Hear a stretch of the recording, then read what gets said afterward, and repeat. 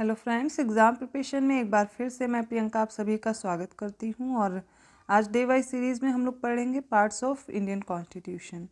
उनसे रिलेटेड जो भी आर्टिकल्स हैं और जो भी रिलेटेड फैक्ट्स हैं वो सारे कंप्लीट करेंगे। तो जो भी बच्चे नए हैं इस चैनल पर उनकी जानकारी के लिए बता दूं, ये जो डे वाइज सीरीज़ है यूपी पीएससी के सभी एग्ज़ाम को टारगेट करते हुए कंप्लीट जीएस की क्लासेस हैं, जो कि आपके जो अभी रिसेंट एग्ज़ाम होने वाले जैसे कि आरओ का एग्ज़ाम है, यूपी पीसीएस अगर आप प्री देने वाले हैं या फिर एपीएस की प्रिपरेशन कर रहे हैं, सभी के लिए बहुत ही इंपॉर्टेंट है। लेटेस्ट ट्रेंड और पैटर्न को फोकस करते हुए ये क्लास प्रिपेयर की गई है। इसके साथ साथ आपको रात को 9 बजे आरओ 2023 के लिए प्रीवियस ईयर क्वेश्चन सीरीज़ चल रही है, आप दोनों फॉलो कर सकते हैं, दोनों ही इंपॉर्टेंट हैं आपके लिए। तो स्टार्ट करते हैं। देखिए, जो पार्ट्स हैं इंडियन कॉन्स्टिट्यूशन में वो आपको याद रखना है 22 हैं। कितने? 22 हैं। लेकिन नंबर्स वाइज देखेंगे, नंबर काउंट करेंगे, अगर काउंटिंग करेंगे तो ये कितने हो जाएंगे? 25 हो जाएंगे। कुछ कॉन्स्टिट्यूशनल अमेंडमेंट के थ्रू कुछ और नए पार्ट जोड़े गए इसमें। तो सबसे पहले पार्ट की अगर हम लोग बात करें, देखिए आपको क्या करना है, पहले पूरा वीडियो देखना है जैसे मैं पढ़ा रही हूँ, फिर मैं कोशिश करूँगी आपको इसी क्लास में याद कराने की कि सारे पार्ट्स आपको यहीं के यहीं याद भी हो जाएं। तो आपको पूरी वीडियो ज़रूर देखनी है। सबसे पहले बात करते हैं पार्ट फर्स्ट की, जिसमें दिया गया है the union and it's territory. अब यहाँ पर आर्टिकल इसमें कौन कौन से आएंगे? 1 to 4। ये सारे आर्टिकल किस में आ जाएंगे? पार्ट फर्स्ट में। और पार्ट फर्स्ट में बात की जा रही है the union and it's territory, मतलब संघ और इसका राज्य क्षेत्र आएगा। अब सेकंड जो पार्ट है उसमें आएगा सिटीजनशिप। सिटीजनशिप किस में आएगा? पार्ट सेकंड में। अब इससे रिलेटेड जो आर्टिकल हैं वो 5 to 11 है।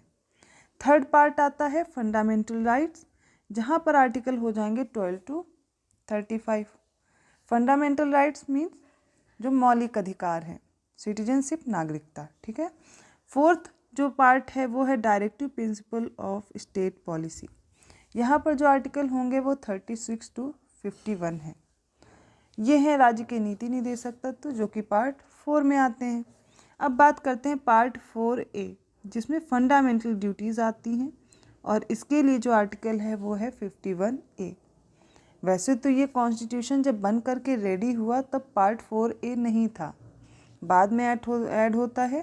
42nd कॉन्स्टिट्यूशनल अमेंडमेंट होता है 1976 में, तब ये ऐड किया जाता है।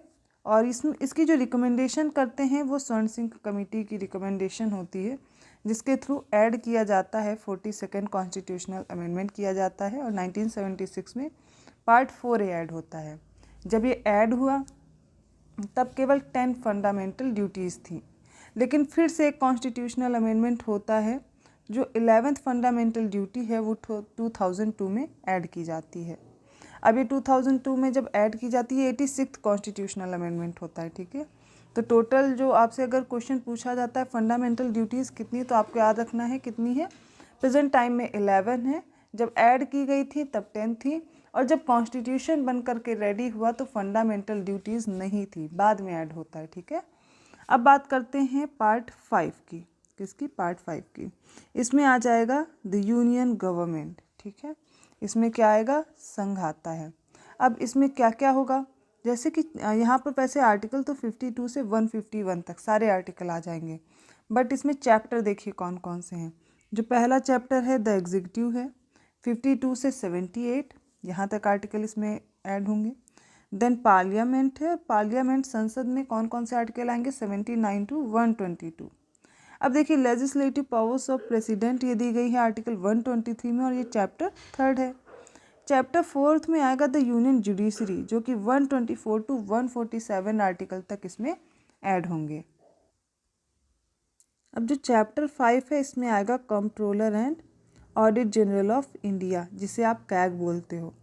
इनसे रिलेटेड कौन सा आर्टिकल है? आर्टिकल 148 to 151, ठीक है। आर्टिकल आप इसमें से याद कर लेंगे तो इजी होगा थोड़ा आपको फाइंड करने में कि कौन कौन से आर्टिकल किस चैप्टर में आ रहे हैं। वैसे पार्ट आप बहुत अच्छे से क्लियर करिए, क्योंकि मैच द फॉलोइंग में क्वेश्चन श्योर है आएगा, ठीक है। पॉलिटी से अगर क्वेश्चन आता है तो इस पोर्शन से ज़रूर आता है। जिस तरह हमने यूनियन को पढ़ा उसी तरह हमें स्टेट गवर्नमेंट भी पढ़नी है। तब यूनियन के बाद क्या आ जाएगी? State government. The state government किस में आएगा? पार्ट 6 में। अब इससे रिलेटेड आर्टिकल किसने हैं? कितने हैं? 152 टू 237, 152 से 237, ठीक है। अब इसमें भी देखो चैप्टर डिवाइड है। पहला है चैप्टर फर्स्ट जनरल होगा जिसमें 152 आर्टिकल आएगा। चैप्टर सेकंड में द एग्जीक्यूटिव होगा, 153 से 167 आर्टिकल ये किसमें आ जाएंगे, सेकंड चैप्टर में एग्जीक्यूटिव में। फिर स्टेट लेजिस्लेचर आएगा, 168 से 212 तक जितने भी आर्टिकल हैं वो चैप्टर थर्ड में आ जाएंगे। चैप्टर फोर्थ में लर्न करिए लेजिस्लेटिव पावर्स ऑफ गवर्नर। जैसे हमने प्रेसिडेंट की पावर पढ़ी वैसे ही गवर्नर की भी पावर होती है 213 आर्टिकल में, और ये आएगा चैप्टर 4 में। चैप्टर 5 में देखिए हाई कोर्ट्स आ जाते हैं, जैसे हमने सुप्रीम कोर्ट देखा है ना, द यूनियन जुडिशरी देखी। ये आर्टिकल होगा 214 टू 232, ये किस में आ जाएंगे, हाई कोर्ट्स में। यूनियन जुडिशरी में देखेंगे 124 से 147 आर्टिकल थे, और हाई कोर्ट के लिए क्या हो जाएगा 214 से 232। अब बात करते हैं सबऑर्डिनेट कोर्ट्स की, जो कि आएंगे 233 से 237 आर्टिकल तक। तो पार्ट 5 रट लीजिए, the union government, part 6 the state government, ठीक है, याद रखना है। तो पार्ट 6 तक हो गए, आगे बढ़ते हैं।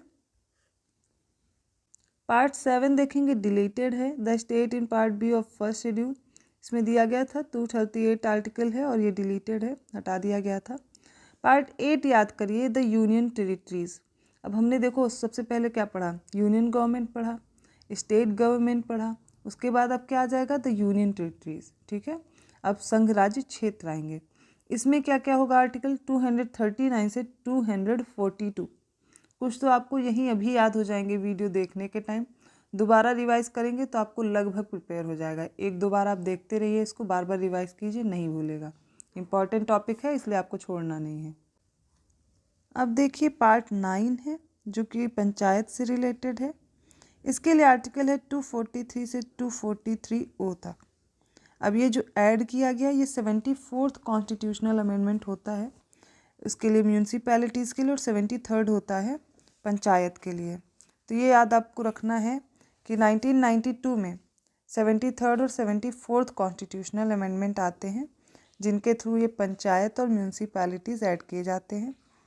तो उसके लिए आर्टिकल आपको याद रखना है 243 to 243O for the panchayat and 243P to 243ZG is for municipalities. तो ये दोनों आपको याद रखने, पार्ट 9 और पार्ट 9A, ठीक है।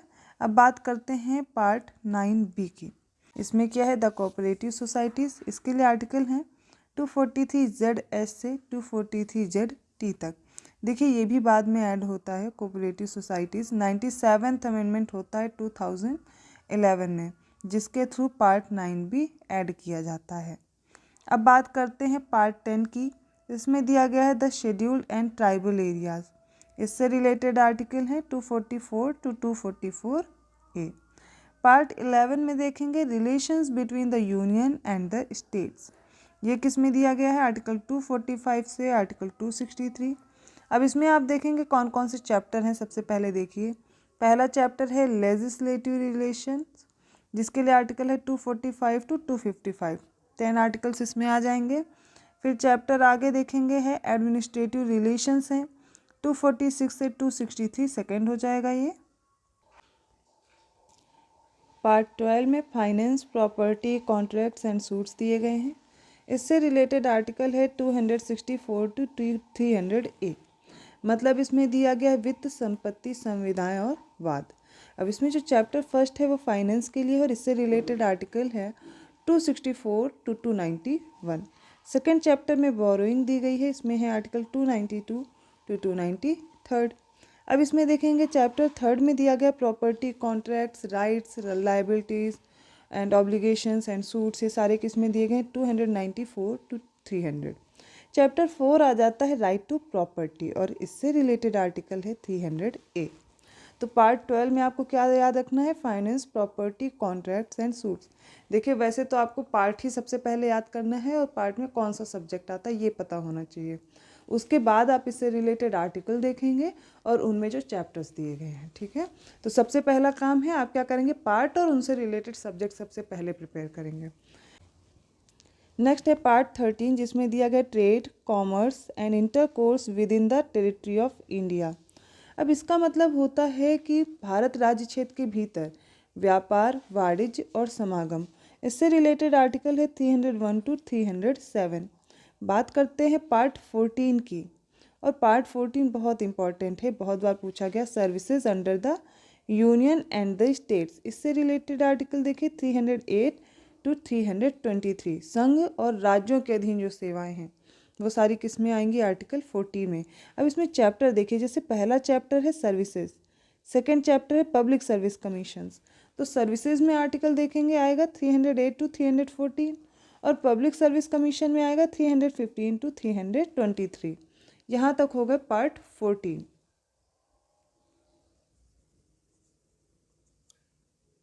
अब है पार्ट 14A जो कि ट्रिब्यूनल से रिलेटेड है, और इससे रिलेटेड जो आर्टिकल है वो आपको याद रखना है, वो है 323A टू 323B।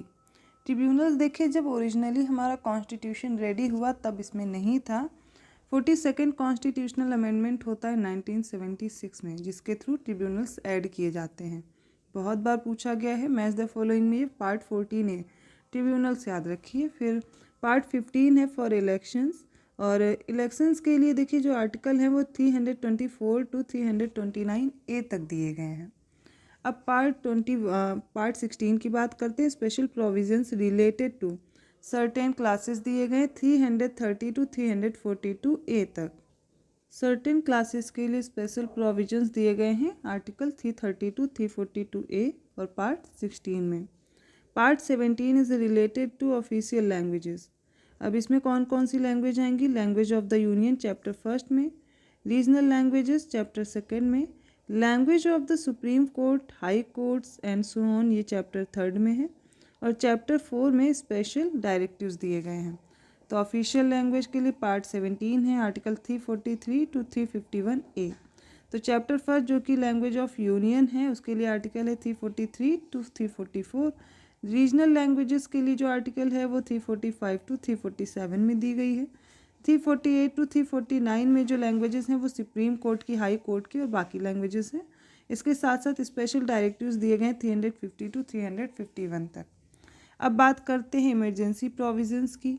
ये दिया गया है पार्ट 18 में। तो पार्ट 18 में क्या है, इमरजेंसी प्रोविजंस हैं, आपात उपबंध दिए गए हैं आर्टिकल 352 टू आर्टिकल 360, 352 से 360 तक। अब जो विविध है या फिर मिसलेनियस है, जिसको बोले पार्ट 9 या फिर प्रकीर्ण बोलते हैं, ये दिया गया है 361 से 367 आर्टिकल तक। अमेंडमेंट ऑफ द कॉन्स्टिट्यूशन, देखिए जो संविधान का संशोधन है वो 368 आर्टिकल है, रट लीजिए इस आर्टिकल को। Part 22 amendment of the constitution 368 article. जो पार्ट 21 है यह temporary, transitional and special provisions दिए गए हैं। अस्थायी, संक्रमणकालीन और विशेष तरह के उपबंध जो है वो किसमें आएंगे, पार्ट 21 में। आर्टिकल देखिए 369 टू 392।